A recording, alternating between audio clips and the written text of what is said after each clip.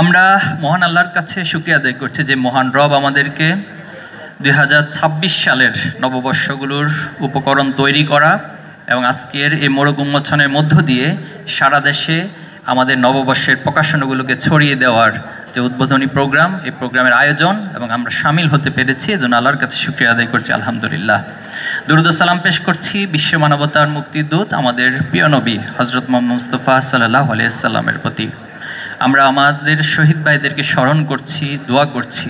বিশেষ করে ইসলামী শিক্ষা আন্দোলনের অগ্রদূত শহীদ আব্দুল মালেক ভাই, যিনি টিএসসিতে ইসলামী শিক্ষার পক্ষে, নৈতিক শিক্ষার পক্ষে কথা বলার কারণে সে সময়ের বাতিল শক্তিরা নির্মমভাবে ওনাকে হত্যা করেছেন। আমরা শহীদ আব্দুল মালেক ভাই থেকে শুরু করে ইসলামী আন্দোলনের প্রতিটি দায়িত্বশীল, প্রতিটি নেতাকর্মী এবং যারা এ জমিনে আল্লাহর দ্বীনকে প্রতিষ্ঠার জন্য, ন্যায় এবং ইনসাফ প্রতিষ্ঠার জন্য তাদের জীবন বিলিয়ে দিয়েছে, আমরা সবাইকে শ্রদ্ধার সাথে স্মরণ করছি, তাদের জন্য দোয়া করছি। আল্লাহ তাআলা সবাইকে শাহাদাতের উচ্চ মাকাম দান করুন, আল্লাহুম্মা আমিন। সম্মানিত ভাইয়েরা, আমাদের ভাইয়েরা ইতিমধ্যেই বলেছেন, ইসলামী ছাত্র শিবির তার শুরু থেকেই ছাত্র সমাজকে নৈতিকভাবে গড়ে তোলার জন্য, একটি বুদ্ধিবৃত্তিক জায়গা থেকে তাদেরকে তৈরি করার জন্য এই নান্দনিক এবং জ্ঞান নির্ভর সৃজনশীল প্রকাশনা প্রকাশ করে আসছে। কিন্তু দুর্ভাগ্যজনক হলো সত্য, ছাত্র শিবিরে অসাধারণ প্রকাশনাগুলো আমরা সাবলীলভাবে সবার কাছে সবসময় পৌঁছাতে পারিনি, আমাদেরকে পৌঁছাতে দেয়া হয়নি। আমাদের এমন হয়েছে, এই প্রকাশনা পাওয়ার কারণে আমাদের ভাইদেরকে হত্যা করা হয়েছে, এই প্রকাশনা পাওয়ার কারণে ভাইদেরকে গ্রেপ্তার করে দীর্ঘদিন যাবৎ রিমান্ডে নির্যাতন করা হয়েছে, এই প্রকাশনা পাওয়ার কারণে আমাদের অনেক ভাইদেরকে আহত করা হয়েছে, পঙ্গুত্ব করা হয়েছে। আমরা সবটুকুর বিনিময়ে আল্লাহ তাআলার কাছে একটাই প্রত্যাশা করি, আল্লাহ তাআলা যেন এই জমিনকে জুলুম এবং নির্যাতনহীন, বৈষম্যহীন একটি আদর্শিক জমিন হিসেবে কবুল করে, এটা আমাদের প্রত্যাশা। আমরা সকল ভাইদের সেই অবদানকে স্মরণ করছি এবং প্রত্যাশা করছি ছাত্র শিবির বাংলাদেশের এই জমিনে যে অগ্রযাত্রার ভূমিকা রেখেছে এবং এই সমাজের ছাত্রদেরকে গড়ে তোলার জন্য যে প্রত্যয় নিয়ে এগিয়ে যাচ্ছে, আল্লাহ তাআলা যেন আমাদের মানজিলে মাকসুদে পৌঁছার তৌফিক দান করে, এটাই আমাদের চূড়ান্ত প্রত্যাশা। সম্মানিত উপস্থিতি, এই বাংলাদেশের ভূখণ্ডের ইতিহাসকে যদি আমরা তাকাই, সে ব্রিটিশ যখন আমরা জানি যে 1757 সালে পলাশীর প্রান্তরে কিছু বাংলাদেশি মির্জাপর এবং এই ভূখণ্ডের কিছু মুনাফিকের কারণে আমরা আমাদের আজাদিকে হারিয়েছিলাম। ইংরেজদের প্রায় 190 বছর ব্যাপী আমাদের উপর যে জুলুম নির্যাতন চালিয়েছে, তারা এই দেশে আধিপত্যবাদ এবং তারা এখানে কলোনি স্থাপন করে আমাদের এই দেশের সম্পদগুলোকে লুটপাট করেছে। আমরা দেখেছি সে সময় বাংলাদেশের আলেম সমাজ জেগে উঠেছিল। বালাকোটের প্রান্তরে শহীদ বেরলভী সহ অসংখ্য আলেম ওলামারা জীবন দিয়েছিল। এই ভূখণ্ডের আজাদির জন্য শহীদ তিতুমীর, শহীদ শরীয়তুল্লাহ, হাজী শরীয়তুল্লাহ সহ অসংখ্য আলেম ওলামারা প্রাণ দিয়েছিল। বাংলাদেশের শ্রমিক, কৃষকরা আন্দোলনে নেমেছিল। সবার একটাই প্রত্যাশা ছিল, এ জমিন জুলুমহীনভাবে, বৈষম্যহীনভাবে আজাদির মধ্য দিয়ে পরিচালিত হবে।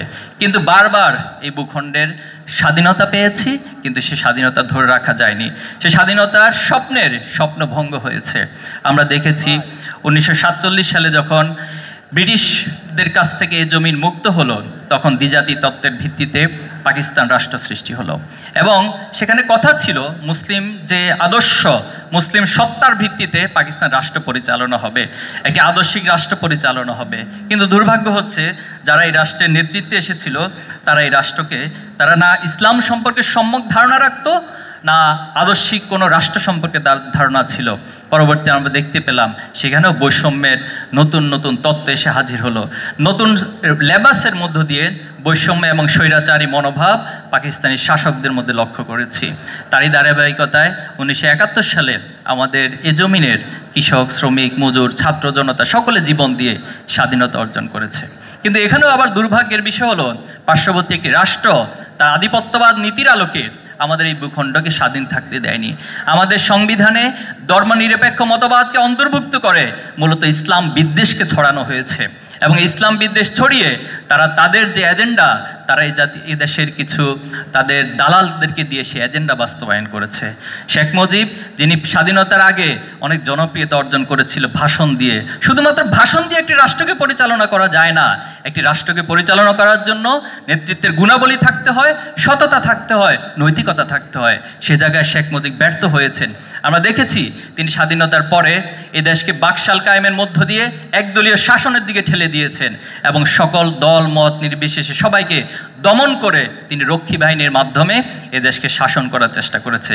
তারই ধারাবাহিকতায় 1974 সালে খুবই নির্মম এবং খুবই দুর্ভাগ্য যে একটি সুজলা সুফলা বাংলাদেশ, যার নদীমাতৃকতার মধ্য দিয়ে, পলিমাটির মধ্য দিয়ে অসাধারণ সম্ভাবনাময় একটি রাষ্ট্রকে দুর্ভিক্ষের দিকে ঠেলে দেওয়া হয়েছে। আজও সেই দুর্ভিক্ষের সেই করাল যে গ্লানি, সেটা জাতির সামনে উন্মোচন হয় নাই। কি কারণ ছিল, কি প্রেক্ষাপট ছিল, সেটা নিয়ে খুব বেশি কাজ আমরা কোনো সাহিত্যিক অথবা কোনো যারা বুদ্ধিজীবী রয়েছে, শিক্ষাবিদ রয়েছে, তাদের মাঝে খুঁজে পাই না।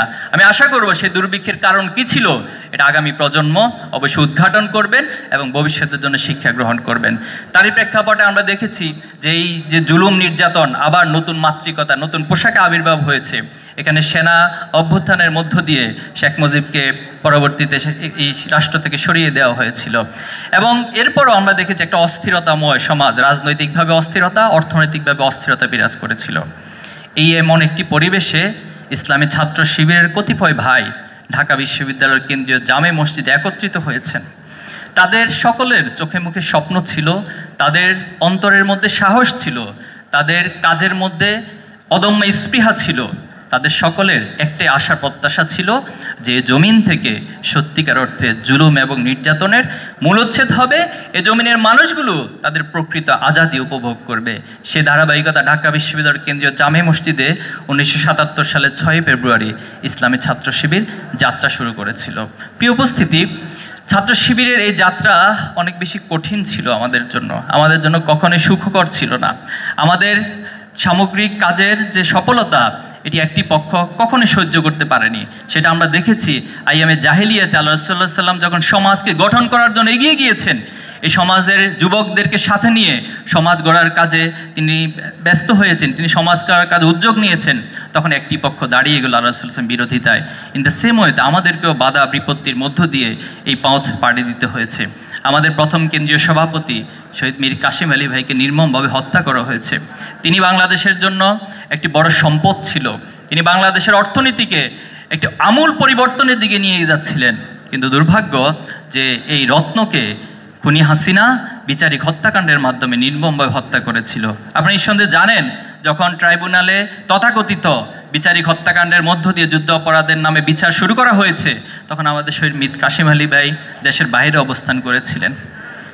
তখন ওনাকে ওনার যারা শুভাকাঙ্ক্ষী ছিল সকলে পরামর্শ দিয়েছিল যে আপনি দেশের বাইরে অবস্থান করুন, আপনি এই মুহূর্তে দেশে আসার প্রয়োজন নেই, খুনি হাসিনা আপনার উপর জুলুম করবেন।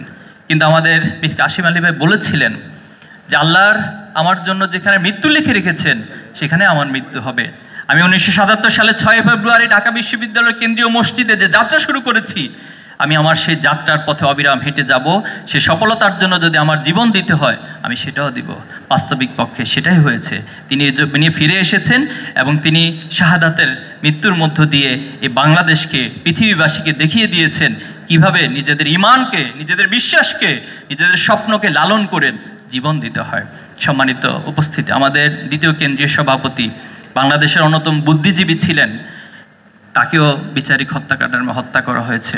ছাত্র শিবিরের শহীদ সাব্বির আইয়ুব থেকে শুরু করে এই জুলাই আগস্ট পর্যন্ত 234 জন ভাইকে নির্মমভাবে হত্যা করা হয়েছে।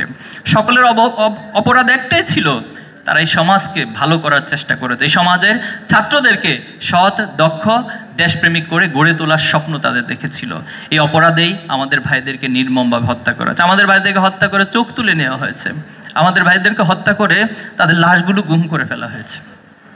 আমাদের ভাইদের হত্যা করে ট্রেনের নিচে কাটার মধ্যে ফেলে দেওয়া হয়েছে। আমাদের ভাইদেরকে হত্যা করে তাদের লাশগুলোকে লুকিয়ে ফেলা হয়েছিল। সম্মানিত উপস্থিতি, এই জুলুম নির্যাতনের পথ মাড়ি দিয়ে 2024-এর জুলাই আগস্টে যে ছাত্র জনতার অভ্যুত্থান হয়েছে, সে অভ্যুত্থানের মধ্য দিয়ে আজ বাংলাদেশ একটি নতুন সূর্যোদয়ে উপনীত আমরা হয়েছি। আমরা দৃঢ়ভাবে বিশ্বাস করি আল্লাহ তাআলা এই জুলুম এবং নির্যাতনের পথ মাড়িয়ে আল্লাহ এই রক্ত এ জীবনকে কখনো বৃথা করে দিবেন না। এবং আমাদের আগের প্রজন্ম যে স্বপ্ন দেখেছেন, আমরা সেই স্বপ্নকে লালন করে ধারণ করে আমরা এগিয়ে যাব এবং আমাদের প্রত্যাশিত যে বিজয়, প্রত্যাশিত যে বিপ্লব, সেটা কোনো একটি প্রজন্মের হাত ধরে অবশ্যই বাংলাদেশে বাস্তবায়িত হবে ইনশাআল্লাহ। সম্মানিত ভাইয়েরা, ছাত্র শিবির এই যে কিছু মানুষ তৈরির উদ্যোগ নিয়েছে, এই মানুষ তৈরির ক্ষেত্রে আমরা বিশ্বাস করি যে চিন্তা মননের পরিবর্তন, আর চিন্তা মননের পরিবর্তনের জন্যই ছাত্র শিবিরের প্রকাশনার অনেকগুলো উপকরণ আমরা বের করে থাকি।